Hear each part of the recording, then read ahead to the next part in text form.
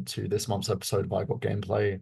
I'm your host, Michael Burhan, of course. I'm here in a lovely hotel in Shanghai, and it's 8:35 in the morning. I'm doing a special episode because I've wanted to do an episode with a friend of mine who I've known for almost a decade. His name is Justin. He's had a number of YouTube channels and has had a presence on YouTube for quite a while. He's now doing a channel called The Last Line. So, Justin, how are you doing today? I'm doing great, Burhan. So, let's go on to a little bit about yourself. So, tell me just a little bit about your time on YouTube and what you're currently doing now. Well, I originally joined YouTube back in 2007.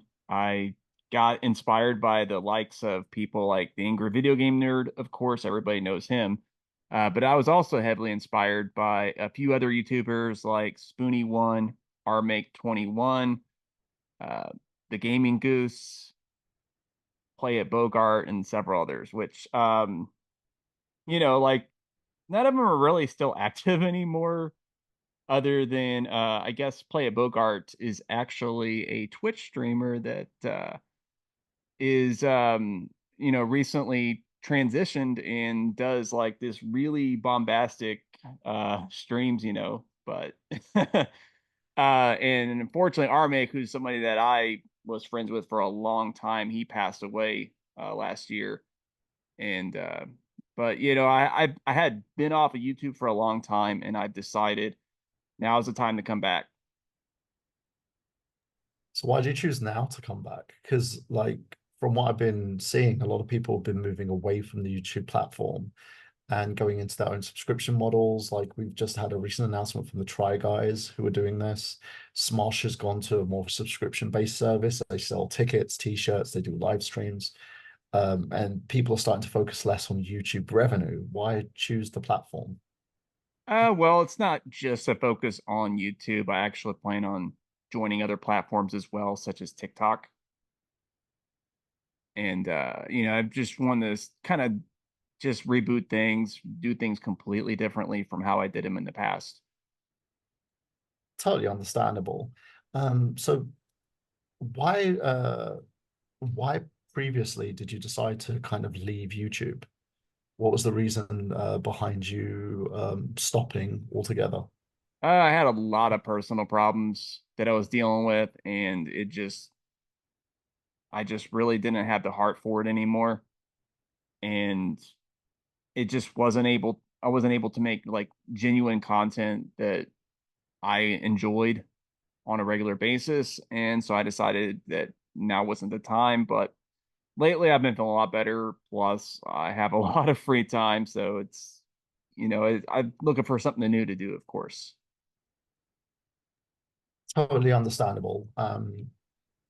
Sometimes it takes us to take a little bit of a break to come back. Like when I started coming back to YouTube, I was using mostly the shorts function, showing people food that I've been eating, like various Chinese tech. Like the recent one I've shown off is a phone case that has an NFC screen on the back that you can literally just send your photos to that screen, so it changes the cover on the back as many times as you want. It's quite cool, but there's like kind of an influx at the moment of people who drop ship. So they're basically um, paying for Chinese products and they're sending them overseas to people, and it's just completely annoying, so to speak. So enough about that. Oh yeah, It's like I guess the stuff that they're getting off of Timu or whatever. Yeah, I think they're either doing that or they're ordering online on using the Chinese apps and sending them overseas whenever people basically request something, which is quite annoying in my opinion, Oh yeah. because it takes away focus from the Chinese workers who have basically put these things together. And there's this whole kind of anti-China bias going on at the moment, especially in the US, and some in Oh the yeah. UK too, I'm who've very got the familiar shit with on that. We ban. had the whole Yeah, TikTok ban bill that recently got passed, which which makes no sense. Yeah, it's kind of weird. Like, hey, why would you start a TikTok channel now? Because TikTok's probably gonna be shut down in a few months. I don't think it's actually gonna play out like that, but that's part of the No, reason, I think actually. they're going to be sued to high heaven. I think the U.S. government, and they're going to relent because the thing about it, what makes me laugh is the whole issue with this thing is they're looking for like to demonize someone, and because China is a major competitor in the market at the moment, and they do have an unfair advantage because they are flooding the market with tech that the US can't keep up with, and Hmm. they're basically trying to do everything they can to kind of get China to uh, I wouldn't even say play fair, but play by their rules. And it's ridiculous, in my opinion, because I think the whole China versus US thing is stupid. Um, I think there's room for everybody, but I just think there's this kind of ego that's at play. And people are just infighting now because, like, I think Trump brought them up as a scapegoat for him when he was originally elected as president because they needed a scapegoat because all presidents do. Then eventually it's kind of caught on fire to the point and now Biden's taking jabs, and it's not going to work, and it's one of those things that I get annoyed with because as someone living in China, um, it it makes things a lot more difficult for the people who come from the US to live here.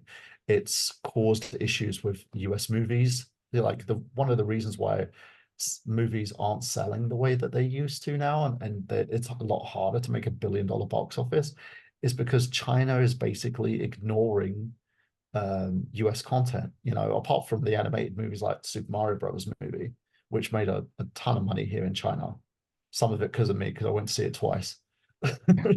um, That's all. yeah. Well, I literally thought I was gonna get in it. I was gonna have people like my students were like, teacher, why did you go and see it twice? And I'm like, I would have gone and seen it a third time, but I didn't have time. Oh, um I watched it twice too. I watched it first time in 3D and then the second time just normal. I watched it both times in 3D. It was quite fun. The first time was in my Mario suit, and then the other time was like just normally dressed. I just took the e-bike, went to the shopping mall, grabbed a ticket, and just sat there till like 11 o'clock at night. But yeah, the problem is it's causing this shift where US products are being kind of put to one side in favor of like British and other Western products, and other countries are kind of signing up, working with China, and then the United States are doing this whole bashing thing, and it's pretty much like schoolyard bullying at this point, and it's sad. But it's hurting the US as well at the same time because it's causing with costs of inflation and stuff. They're not getting as much money as they could from China because of like the issues. And I'm hoping after the next general election that this will kind of calm down because it's not helping anyone. Let's be honest. But we don't have to like this is not a politics show, so I try not to go too much into Oh politics. yeah, yeah. Last Yeah. It's last just month I I was went just with gonna Cliff about this. right. I was just gonna say with the whole TikTok thing, like everybody's like worried about, oh, the Chinese government's gonna steal our information. And like I always think of it this way, like I personally would be less concerned about a foreign government that's several thousand miles away from me having my information than the government that I reside in having my Mm. information. Because the difference of what they're going to be able to do with it, unless they're going to like launch nukes at me or something because I like a certain band or whatever, I'm not really concerned about it. I'm a lot more concerned about what my own government is going to be doing with my personal information. So that's why I really don't think it's that genuine. Plus, I mean, if they really wanted my information, they can get it from so many marketplaces and, Facebook, Google, Apple, everybody steals information. So it's like they can get it from one of those sources if they really wanted it. Plus, I mean, like, I honestly don't know. I don't even know who to trust, to be honest. So, but it is what it is, Well, It's the, the thing is, we've got, and I have said this to people all the time, if you are a traveler, if you're a nomad, your data is everywhere. If you're online, your data is everywhere. If you have a phone, your data is everywhere. If you have a credit card, right, a bank card, if you have all these little bits and pieces, your data is everywhere. So when people go on about I want to protect my data, they don't understand exactly what they're not data literate. And the only way it seems for you to actually protect your data is to get off the grid. But there's too many people who don't understand that. They're very naive in terms of it, like the Trump trial that's gone on recently. Oh yeah, yeah, And people are yeah. going on about, oh, he was wrongly convicted. It was like he wasn't. Like just let's not let's not call out the judicial system for what they did. I get why they're doing it. I understand they're doing it to kind of make sure that he doesn't run for president again because the guy's a bit of a lunatic. But at the same time, right, you have so much ignorance, especially with at a time where data is freely available on the internet. There's data everywhere, right?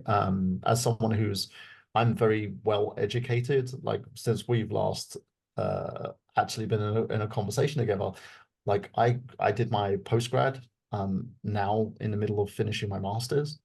And I'm going to be moving on to my PhD. So I'm very much literate to most most things. Like I focus on my specialities, including education and drama. But the way that people have access to all this information, they are very anti-school, they're very anti government, and it's very sheepish in a way because it's like, oh, point me out who I'm supposed to hate and let me hate. And it just it doesn't help anybody. Like collaboration is the best way to deal with situations. And you know, it's sad to see all this going the way that it's going, but at least it gave us a nice little segue because we've got a segue now. We're going to be segueing onto discussions about data because video games, I can't don't know how old Justin is, but I'm 42 years old, so I was I'm around exactly the during same the age time. actually. Yeah. So So we were around during the time where video games were like cartridges, right?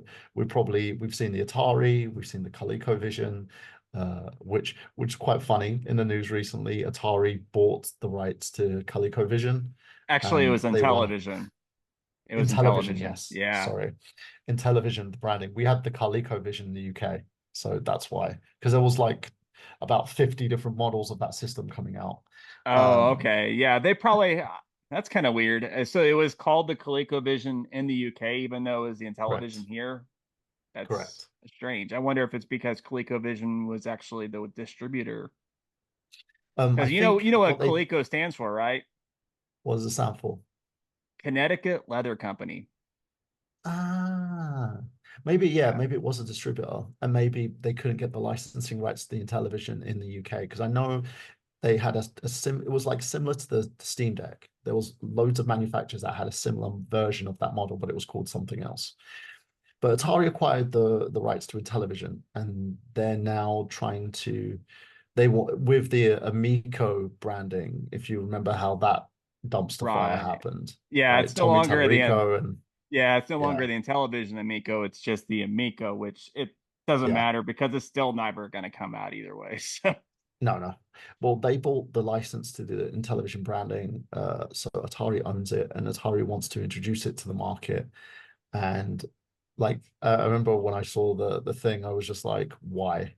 That's because oh, currently no, as it stands, the no, Amico is an they don't app. have yeah, they don't have the rights to Amico itself. That's still its own thing entirely. Atari just wanted the IP of Intellivision in the games and stuff like that.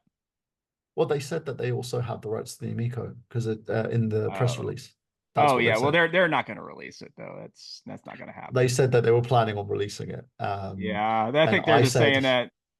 I think they're just saying that because of the Amico fans that are still out there, still believe I, it's going to happen. I don't know why people have fan. Yeah, It's a well, they're dead out there. idea. They're out there, man. There is still a community of people that It's kind of funny because like whenever they originally announced the Amico, I was always a skeptic of it, and there are some people I know that I'm friends with that they were on board with it, and obviously they have turned it around since they've seen the writing on the wall and have decided to drop out of the whole fandom. But I, I think to my a lot of credit, I people was though never on got board. charmed. I will. Yeah. I didn't either. I looked at it. I remember when I think because I kept up to date with Slopes's. updates on it because Games Room did loads of time like Hmm. Oh yeah, conversations about the Amico. he did an amazing documentary on. I mean, it's like 4 hours long, and I watched every second of it. Yeah, me too. I was at work and we were just transitioning because our basically our A2, AS, and IG students, these are like grade 9, grade 10, and grade 11 students were just finishing up with their exams. So I was just in the office all day. So while I was just cleaning the office, I put on the Amico thing with slopes and just watched the entire thing. Um, and that got me up to date. And to me, it just sounds like Tommy was a scammer. Like he promised too much. He probably didn't pocket the money, but I think he was used to having that kind of, rock star lifestyle. And he bit off a little bit more than he could chew with the whole situation. But in regards to this, they did release the Amico, but they released it as an app with another app that had to be used as a controller from a different phone. Um, and it was just a way to kind of get the product out there so that they can say, oh, we gave you something for your donations. We gave the backers something. And for me, looking at that dead branding and trying to beat that dead horse just makes me laugh. And to be honest, Atari itself is a little bit shady anyway, because they're not, they use a lot of crowdfunding to get their games and stuff like that out there. I use a platform called Republic. Um, and I worked like own some shares in Skybound Entertainment, and I did it via Republic because it was an angel investing platform, and Atari was on there getting you to invest in their game. And I was like, this is not the best thing to do. It doesn't seem financially viable, to be honest. Right. Um, Well, I mean, it's a so little look, different though because Atari extra releases their stuff, like the extra release, the Atari VCS, and they still support it to this day. They actually still sell it. yeah. So, let's see how it all goes, but I'm not really confident in seeing the Amico out there, and I don't really want to see the Amico out there. I think it's dead, it's buried, let it die. And let's move on to like something else. And to also, I would say to anybody looking at investing in a new console or new innovation from an old company, don't just let it go. Like we've got the guys that we have. We have PlayStation, we have Xbox, we have Nintendo, like and even Steam. So just let keep with that and forget about this kind of nostalgic bull crap that's out there right now because all they want to do is just fleece us for our money. Or Now, even so support, you can support something like Evercade. yeah, that's a good one That's an too. indie platform. They have their own cartridges. They got the handheld and home systems. That's kind of a cool little thing. Even though I think all the games are released on other platforms, I don't think they have like any exclusive titles or whatever. But if you wanted like a retro system that's new, that's kind of way to go, I guess. Yeah. And speaking of people being fleeced for their money, let's talk a little bit about some news that came out. So, one of the executives for Ubisoft said that gamers need to get comfortable with not owning their games before video game subscriptions truly take off. Now, they've been beating a dead horse with this. I did some videos like a while back in the kind of pre-modern, pre-China YouTube days where I was posting videos about Xbox versus PlayStation Plus, and they're both their subscription services and talking about which one was the best. I still think Microsoft does the best in terms of streaming services because they give you the ability to download the majority of your games with their subscriptions. But I'm not a fan, and I'll say this too, when it comes to movies, I don't mind about digital subscriptions too much because I can watch something on Netflix or whatever. I'm not the kind of guy who wants to acquire so much crap in order to um, basically play old laser discs or anything like that. If you're a collector, that's just my opinion. Um, but when we're looking at this kind of thing, it sounds like they're just beating a dead horse because they've been doing this a lot recently with trying to push premium subscription services. And it's going the way of Netflix and Disney Plus, where we had one subscription service with the Microsoft one, then you had the Sony one. Now we've got Ubisoft Plus. Then we've got like another subscription service with EA. And let's be honest here. Like, I think Helldivers 2 proved that you can kind of push the market too much to the point where everyone starts rebelling, and asking for refunds. The Do Helldivers you 2 think, situation's a little bit different. And I think but gamers have already gotten used to not owning Ubisoft games based on the sales of Skull and Bones. do you think Philip Tremblay is correct that, we should be comfortable with not owning the games anymore? But it does put us in a dangerous position because once these servers go offline, we lose all this content. We've already been in that situation for several years. I mean, you think about the most popular game on the market right now, which is Fortnite. You can't own Fortnite. It's not possible. The game is constantly being updated. There's new updates like at least every other week, if not every week. And the game is radically different from what it was when it first came out. So I'm kind of feel bad in a way for like some of the young kids today, whenever they get the nostalgia bug when they hit their 30s, 40s, like us, they're not going to be able to go back and play the original game that they enjoyed because it's either not going to be online anymore or it's going to be radically different from what it was. So, as a gamer yourself, what would the suggestion you would make in order to better support these games? Do we do once the game is no longer supported, should they maybe release the files and the distribution chain for it so that people can play these games still after they've no longer been supported? Well, I mean, we know that's not going to happen because then that's going to take away from potentially new sales for new software. Yeah, But like not necessarily because I mean, there's still people that, there's people that go online to play classic games like Quake 2, which actually mhm. recently played with some friends. And yet people will still go online to play the brand new Call of Duty games at the same time. So it's not like there's a major problem with that. Some people are just into their classic games, and some people want to play what's new. Some people just get that itch every once in a while to go back to the past for a bit and then go back to normal. But you're gonna always have those Madden, Fortnite, and FIFA Call of Duty players where it's just basically the same game with a different skin. Um, and it's quite sad because as a gamer myself, I call myself more of a casual gamer because right now I'm not gaming as much as I want to, mostly because I have tons of studying and I'm focusing on like career growth and development, and that takes a lot of time, especially with someone like me who has ADHD. You cannot focus on multiple things; you just burn out very quickly. I I look at it as for me, I own a Switch. I buy the majority of my games I'll buy on the Switch. Are usually they have their cartridges. I can play them offline,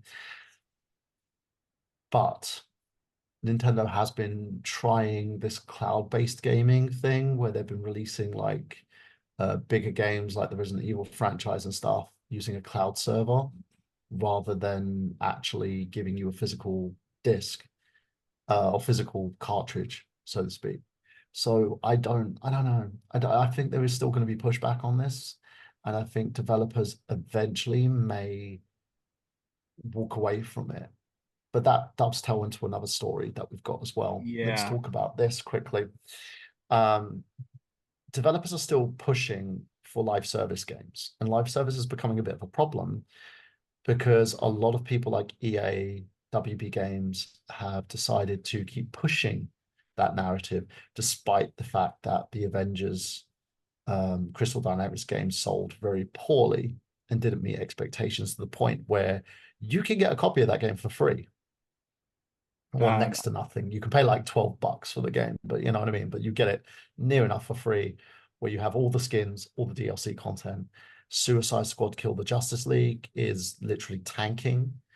Um, and they're still pushing that narrative because they're hoping that they can still push that for the platform, including some developers talking about the fact that they may even start integrating advertising into games, similar to the way that Netflix and Disney and Hulu, etc., are putting adverts into their streaming platforms for cheaper tiers.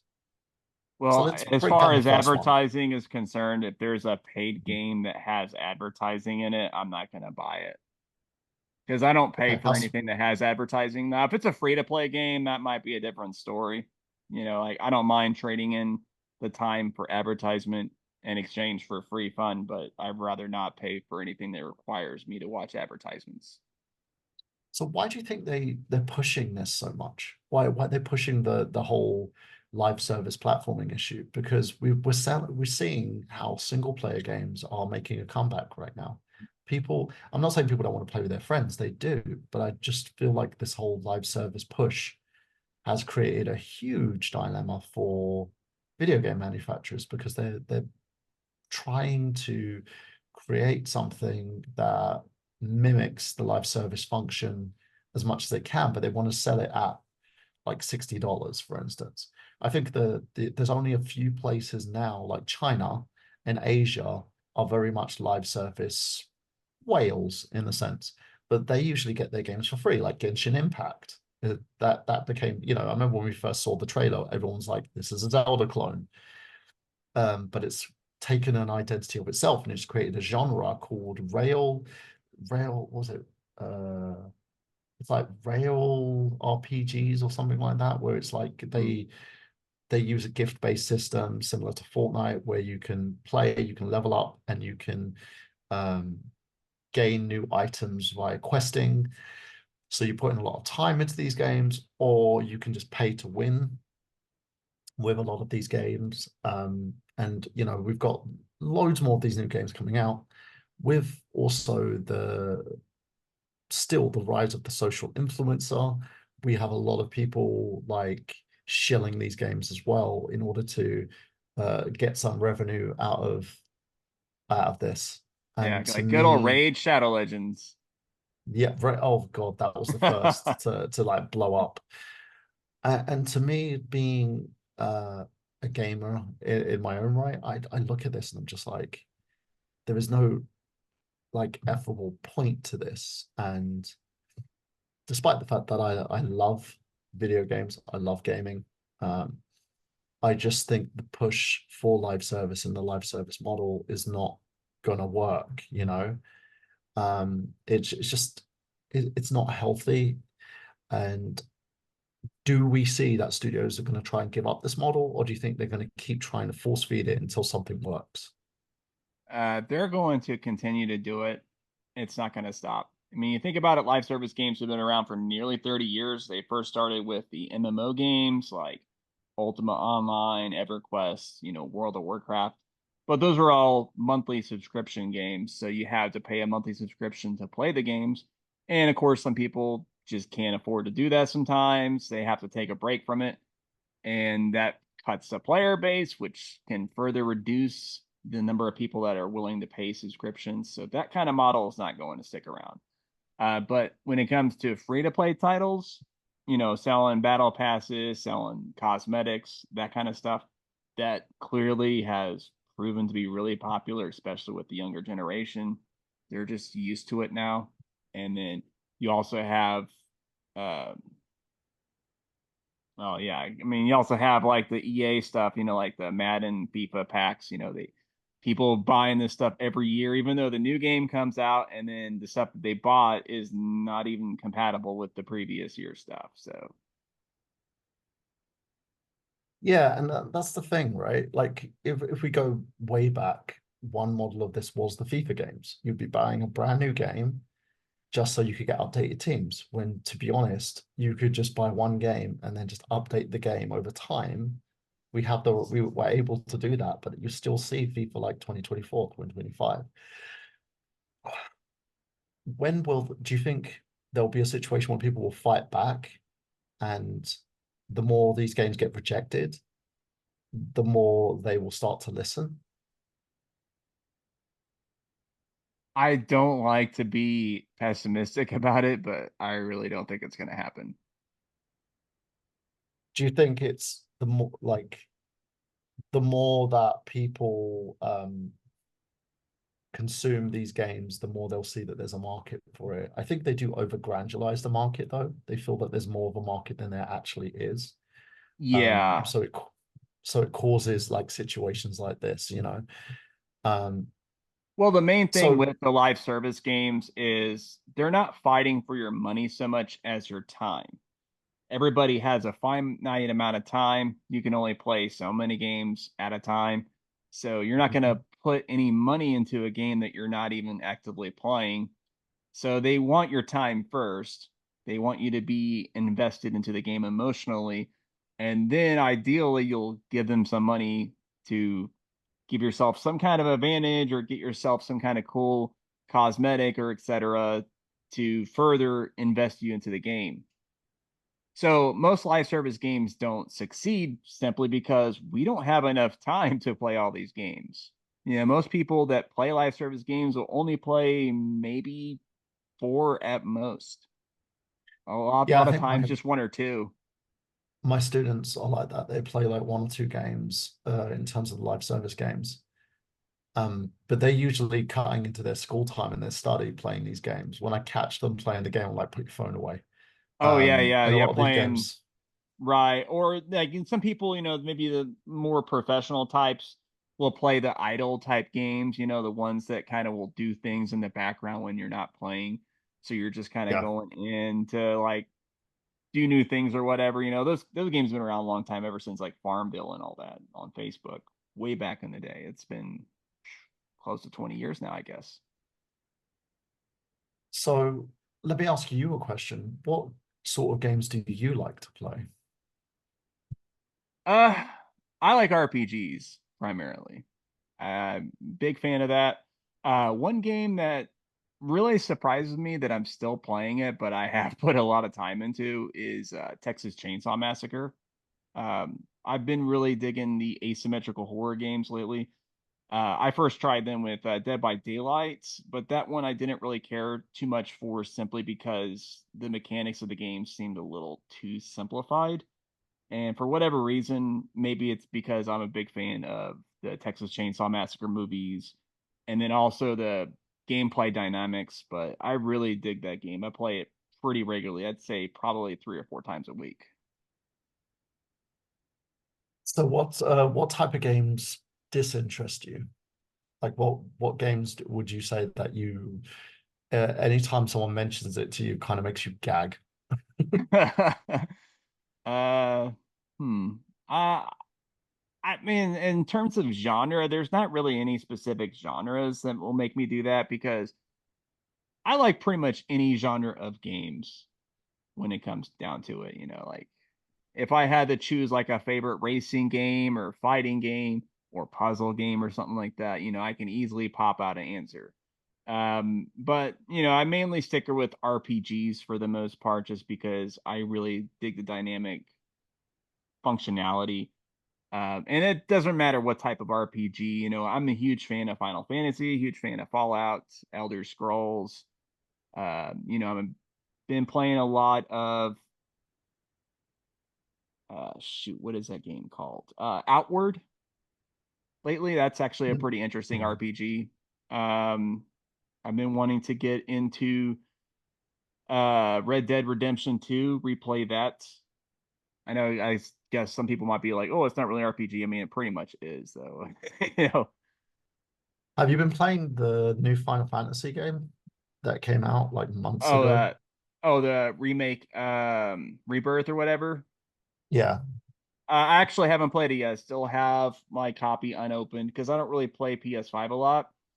Mm. Um, but I did play through Final Fantasy 16. I like that one quite a lot, even though I'm not a huge fan of action battle systems. But for some reason, I just really appreciated how it flowed with that one particularly. So in terms of like going back to the kind of the live service albatross that's kind of around our neck right now, where do you see this going? Do you think it will just get pushed back to mobile gaming as it should be?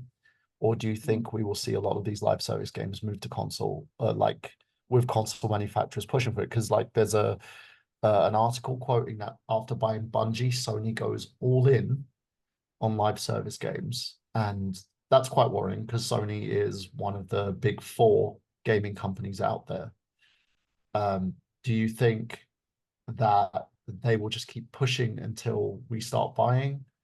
Or do you think it will come back to a happy medium where it sticks to the platforms that it's known for? Like, as we said with Fortnite, it's accessed everywhere. It's kind of like complementary to console gaming. It's not actually like a console game. It started off on handheld, right?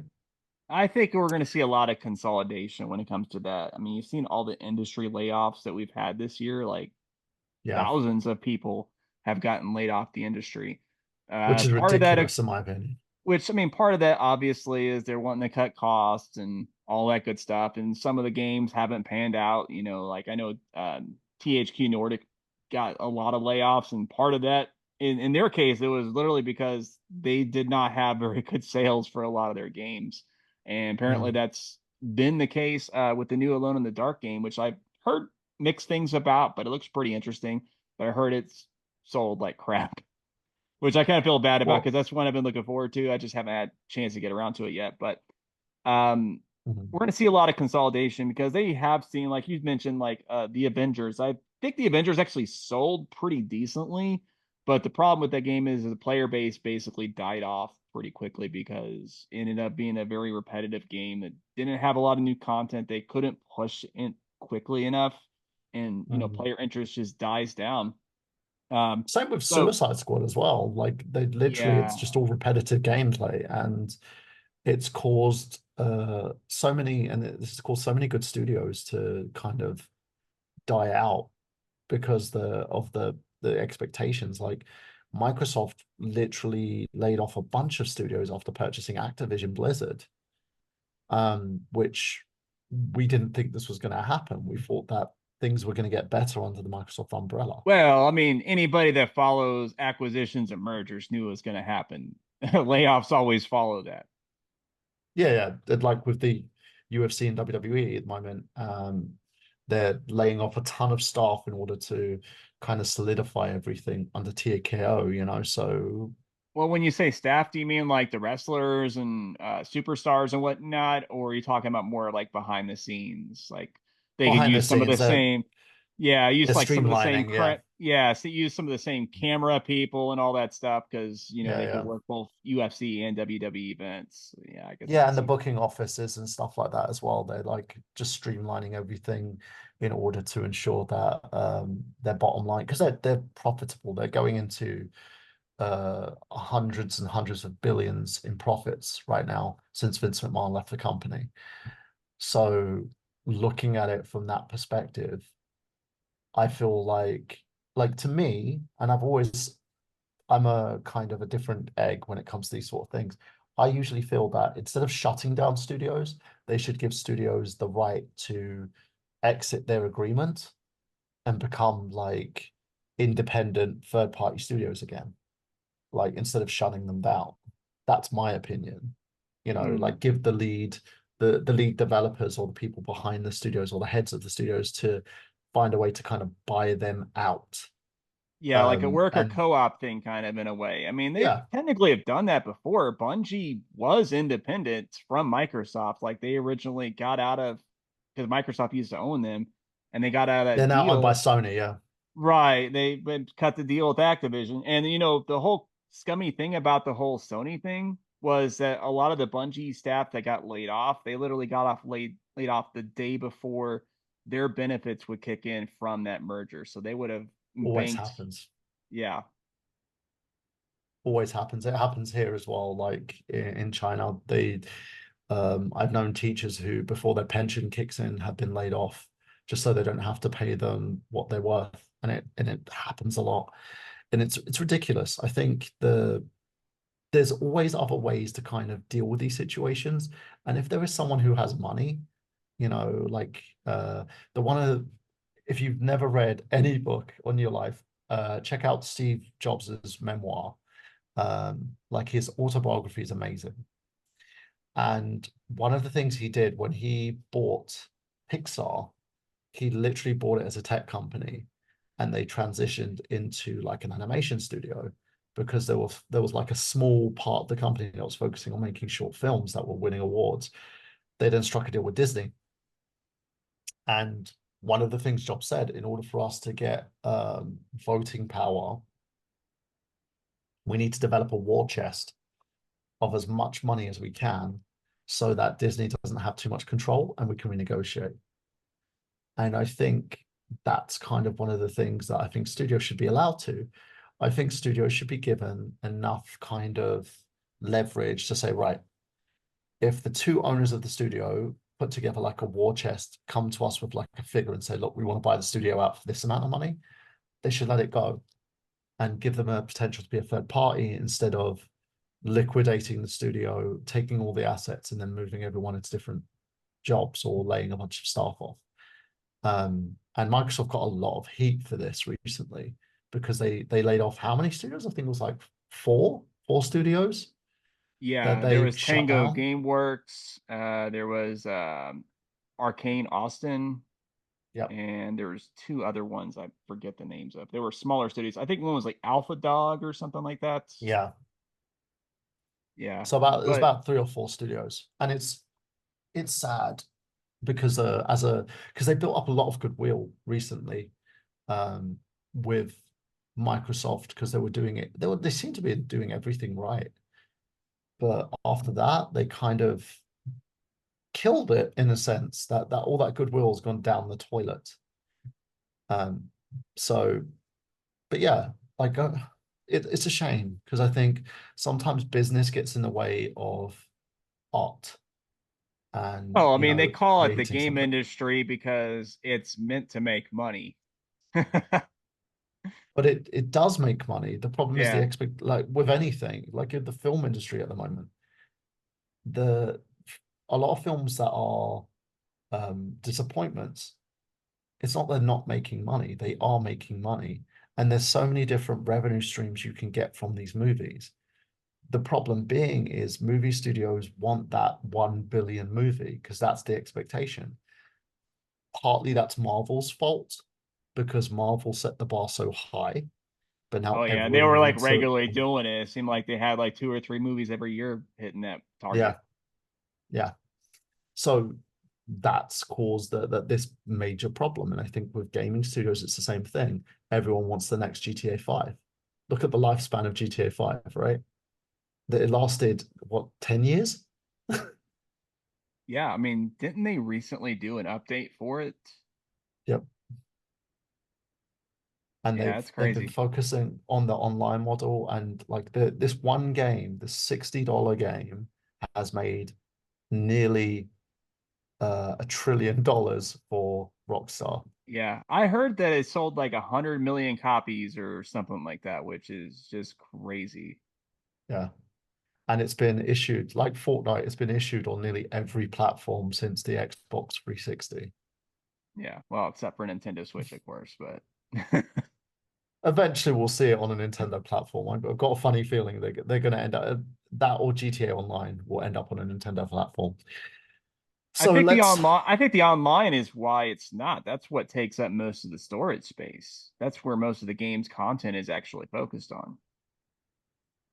The one thing I will say is I do like to enjoy like jumping in and out and playing some GTA Online when I get the chance, which is absolutely never right now. So let's round things off. In terms of yourself, tell us a little bit about what you've got going on at the moment. So tell us about the last line, I believe is what it's called. What does the channel represent? I haven't really finalized that yet. It's kind of funny because I'm going to be doing my first live stream here in a few days and probably start the main channel.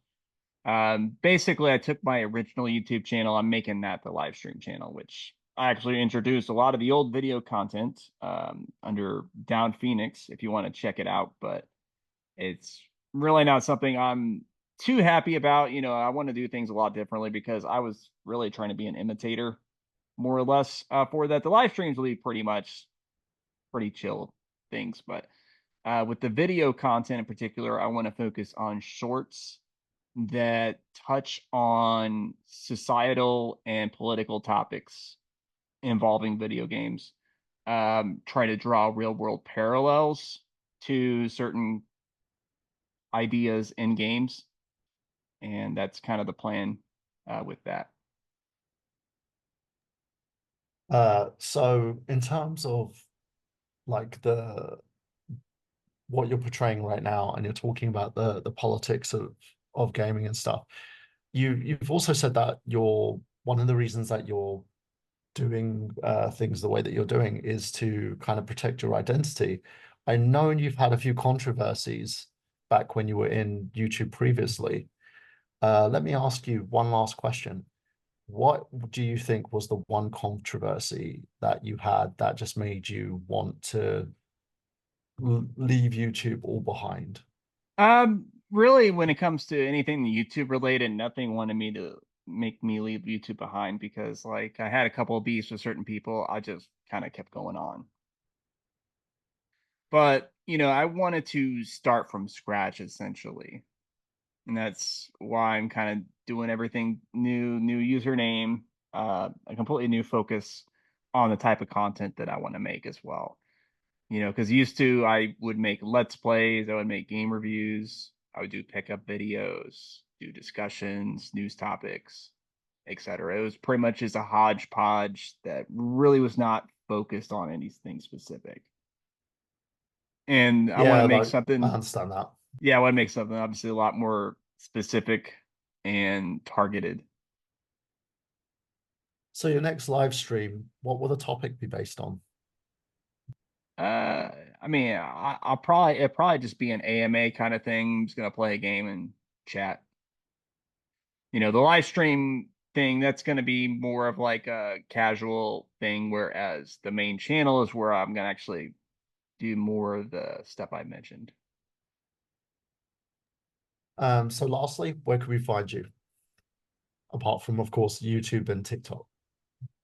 Well, you can't find me on either thing other than live stream right now because I actually haven't established the channels yet, but it will be the last line. It's going to have an icon like this with my mask, so you'll know what to look for.